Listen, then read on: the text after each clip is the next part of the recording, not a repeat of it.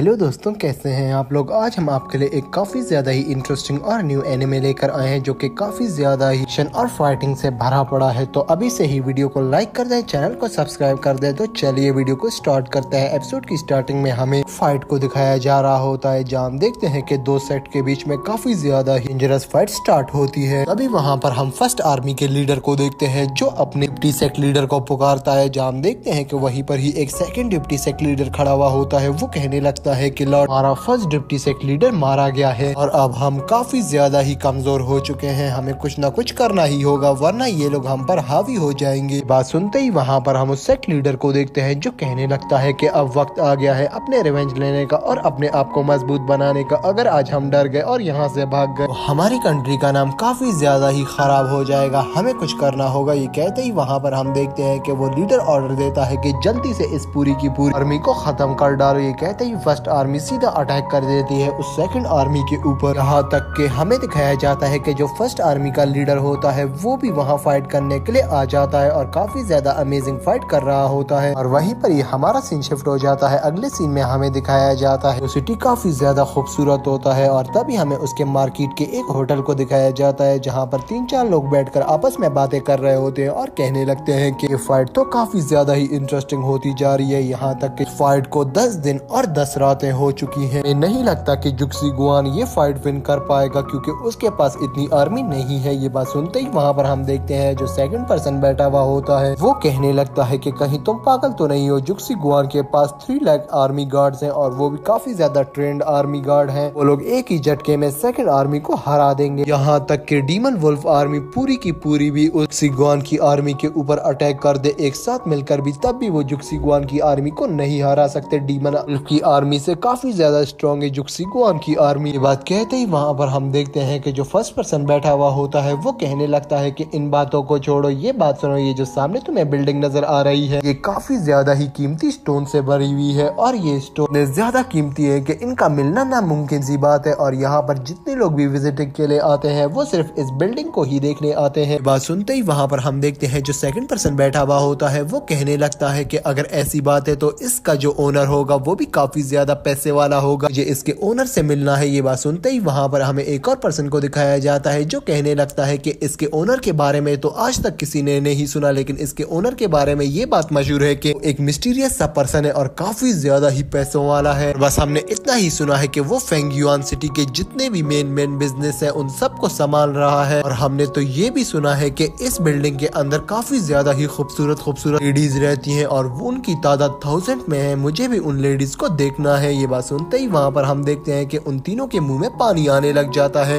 तभी हम देखते हैं कि उनमें से एक पर्सन ये भी कहने लगता है कि अगर 1000 के 1000 औरतें भी यहाँ पर है तो वो किसी को भी नहीं मिलेंगी, ये प्रॉपर्टी सिर्फ उसी ओनर की है, तो इसके अंदर जितनी भी वुमेन्स हैं वो सब उसकी है, हमें एक चीज भी नहीं मिलने वाली, इतना ज्यादा खुश नहीं हो। बात कहते ही वहाँ पर हम देखते हैं कि वो लोग वुलोंग और होंगजू की फाइट के बारे में भी बात करने लगते हैं, जहाँ वो कहने लगते हैं कि वुलोंग और होंगजू काफी ज्यादा ही पावरफुल डिसाइपल है अपने सेट के और उन लोगों की पावर्स का कोई भी तोड़ नहीं है और अगर उन लोगों के सामने कोई आ जाए तो वो किसी को भी नहीं छोड़ते। लेकिन कुछ दिनों से उनके बीच में काफी ज्यादा फूट पड़ चुकी है और वो दोनों आपस में ही एक दूसरे के दुश्मन बन चुके हैं। ये बात सुनते ही वहाँ पर हम वुलोंग को देखते हैं जो होंगजू को देखकर कहने लगता है कि होंगजू, अब मैं तुम्हें नहीं छोड़ूंगा, आखिरकार तुम्हारा और मेरा सामना आ गया, जो तुम्हारे साथ होने वाला है वो काफी ज्यादा ही बुरा है। ये बात सुनते ही वहाँ पर हम देखते हैं जो होंगजू होता है वो वुलोंग को देखकर कहता है कि मैं कभी भी तुमसे फाइट नहीं करना चाहता था, लेकिन तुमने अपने आप को मेरे साथ फाइट करने के लिए काफी ज्यादा इंसिस्ट किया है और अब इसकी सजा मैं तुम्हें देख कर रहूंगा। ये बात कहते ही वहाँ पर हमें वुलोंग को दिखाया जाता है जो काफी ज्यादा गुस्से में आकर सीधा वहाँ होंगजू के ऊपर अटैक कर लेता है और दूसरी तरफ होंगजू भी वुलोंग के ऊपर अटैक करता है, लेकिन होंगजू वहाँ पर थोड़ा एक्स्ट्रा पावरफुल होता है, जिसे देखकर वुलोंग कहने लगता है कि मुझे तो यकीन भी नहीं आ रहा कि तुम्हारी पावर्स इंक्रीज हो गई है, अब तुम वो बच्चे नहीं रहे हो, अब मुझे भी अपनी रियल स्पिरिचुअल पावर्स को अपनाना ही होगा और तुम्हें यहाँ पर आज खत्म कर देना है ताकि मैं ये लोगों को बता सकूं कि मैं कितना ज्यादा पावरफुल हूँ, यहाँ तक कि मैं तुम्हें भी एक ही झटके मार सकता हूँ और मैं तुम्हें अपनी सालों की कल्टीवेशन आज जाहिर करने वाला हूँ, अब ध्यान से। ये बात सुनते ही वहाँ पर हम देखते हैं कि वुलोंग को गुस्सा आ जाता है और वो होंगजू के ऊपर अटैक करने के लिए आगे की तरफ बढ़ता है। यहाँ हम देखते हैं कि दोनों ही एक दूसरे के ऊपर अच्छे और काफी ज्यादा इंटरेस्टिंग पंच अटैक करने लगते हैं और कोई भी उस फाइट में सुपीरियर नहीं हो रहा होता और दोनों की ही पावर सुपीरियर होती है। और उस फाइट में कोई भी विन नहीं कर पा रहा होता। लेकिन तभी हम देखते हैं कि जैसे ही वो फाइट चल रही होती है तभी उस टावर के अंदर से एक फेरी निकल कर आती है, जिस फेरी को देखकर वहाँ जितने भी पर्सन और जितने सैफल हुए होते हैं, यहाँ तक के वुलंग और हंजू भी वहाँ पर चौंक जाते हैं और कहने लगते हैं कि आखिर ऐसा कैसे हुआ कि इस टावर से एक फेरी बाहर की तरफ निकल कर आई है, कि काफी ज्यादा ही खूबसूरत है। ये बात कहते ही वहाँ पर हम उस फेरी को देखते हैं जो कहने लगती है कि यहाँ पर कौन इतना ज्यादा शोर कर रहा है और कौन है वो जो हमें डिस्टर्ब करना चाहता है। बात सुनते ही वहाँ पर हम देखते हैं कि जो वुलंग होता है वो उस फेरी से कहने लगता है कि हमारी हिम्मत भी कैसे हुई हमारी फाइट के बीच में आने की, ये मेरे किंग का एरिया है और यहाँ पर हम किसी दूसरे किंग को नहीं मानते और यहाँ से चली जाओ, अपने मास्टर को कह दो कि हम यहाँ पर फाइट कर रहे हैं, हमें डिस्टर्ब ना करे वरना हम उसे नहीं छोड़ेंगे। ये बात कहते ही वहाँ पर हम दूसरी तरफ होंगजू को देखते हैं, जहाँ होंगजू कहने लगता है कि फेरी ये मेरा एरिया है और ये मेरे किंग का एरिया है, इस वुलंग का नहीं और ना ही तुम्हारा। तुम दोनों को वार्निंग दे रहा हूँ और ये कह रहा हूँ कि यहाँ से चले जाओ और इसके बाद मुझे यहाँ पर नजर भी नहीं आना, और जो तुम लोग के साथ होगा अगर तुम लोग यहाँ पर नजर आए उसका मैं जिम्मेदार नहीं हूँ। ये सारी बातें सुनकर वहाँ पर हमें उस लिटिल फेरी को दिखाया जाता है जो कहने लगती है कि तुम दोनों अपनी बकवास बंद करो, मैं तुम्हें सिर्फ सिंपल वे में ये कहने आई हूँ कि जल्दी से यहाँ से चले जाओ, हमारे इस कोर्ट के सामने इतना ज्यादा शोर नहीं करो। अगर मुझे गुस्सा आ गया, ये मैंने अपनी पावर्स को तुम लोगों को शो करवा दिया तो तुम लोग यहाँ पर एक सेकंड के लिए भी नहीं रुक पाओगे। ये बात सुनते ही वहाँ पर हम वुलंग को देखते हैं जो उस फेरी को काफी ज्यादा गुस्सा दिला देता है और कहने लगता है कि अगर हिम्मत है तो आओ नीचे ऊपर छुप कर क्यों बैठी हुई हो। ये बात सुनकर वहाँ पर फेरी कहने लगती है कि अब मुझे ब्लेम मत करना और आगे जो होने वाला है उसके